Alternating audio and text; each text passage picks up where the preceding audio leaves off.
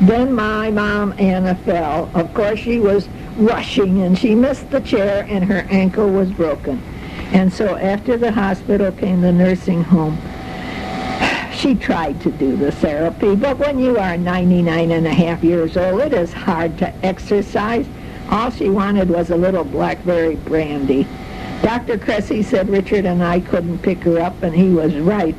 Ma was short and fat, and it was like trying to pick up 2 sacks of potatoes to move her. Impossible. So she was satisfied to stay there. And in 1997, she was all cleaned up and waiting at the table for her breakfast, singing a little song, just singing, singing, singing, and she just slipped away. She just slipped away. So we took Anna back to Chicago, buried her by Chucky in the Holy Sepulchre Cemetery in Worth, Illinois, and then our lives went on. John Ficker, who is a deacon and did the sermon and praying for Tom, and now for Anna. And our John's family, the Ficker family, and the Swanson family were definitely wonderful friends. Then Ralph, in 98, found out that he had bladder cancer, and we thought not to worry, snip it out, take the big medicine, but we couldn't control it, and Ralph left me on November 28, 1999. He always felt punk after the treatment for 3 days, but then he was great until the next month. The Lovejoys had come up from Florida, and Paula wanted to see Ralphie, and we went out for Thanksgiving dinner to the gazebo, and Ralphie felt so good, and we had wine, and we had food, and we had desserts, and then 2 days later he passed on. I was so surprised, and so was Ralph, because we thought he would linger and linger like Tom did, never expecting this.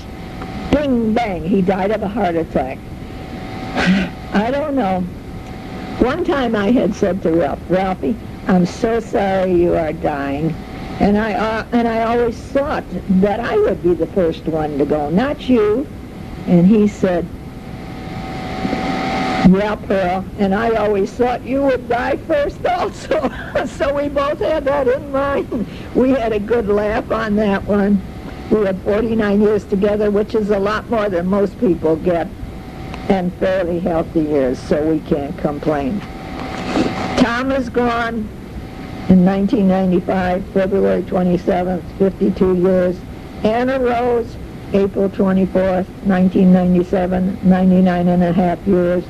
Ralphie, November 27th, 1999, 71 years. Seems like every 2 years a catastrophic event. And I am getting nervous about 2002. I am living here but not alone. Richard is just a few minutes away, and my dear old golden friends, Mary Jane and Freddie Wellman, that I know from first grade are here. God, they're wonderful to me. And also, I have good neighbors and friends. And I have Molly. And Leroy, the cockatiel, screeches if anyone drives in the driveway, and Molly runs from room to room barking. So I have wonderful alarms with me.